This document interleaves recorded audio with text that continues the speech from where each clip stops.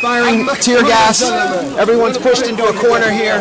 The Israeli army is at the top of the hill, and they're coming down now.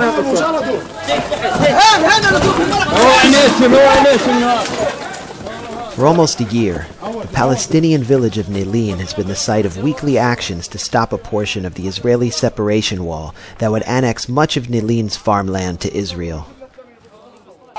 Today, on the 61st anniversary of the Palestinian Nakba, or catastrophe, demonstrators attempted to march to the wall. This is how the Israeli army responded.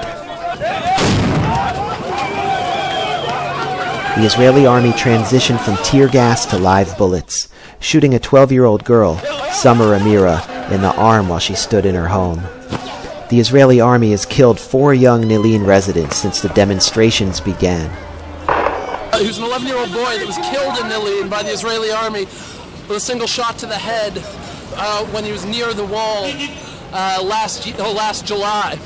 And what they were showing a photo album.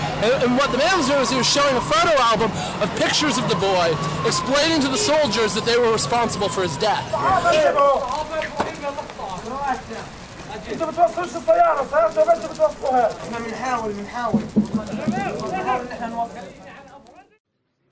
Since Benjamin Netanyahu and Barack Obama met for the first time in Washington, and the Israeli Prime Minister harped on the threat of a nuclear Iran, central issues to the Israeli-Palestinian conflict remain unresolved. Arriving on Birzeit campus, we encountered a group of Hamas-affiliated students protesting the arrest and torture of several of their classmates by the Palestinian Authority. Everything the Israeli defense forces do, the BA now is doing. So what's the difference? This is the feeling of the people in the West Bank, across the West Bank. Of course. And so, eventually you think Hamas will lead here? Of course. Failure of the peace process to stop the continuous expansion of the Israeli illegal settlements in the Palestinian occupied territories are among the primary factors causing this radicalization. Yeah, I think it's a very interest of the Israelis to keep this negotiation forever between them and the Palestinians, and in the same time they are putting facts on the ground when it comes to the settlements and expanding the settlement, and in the other issues like in Jerusalem and house demolishing.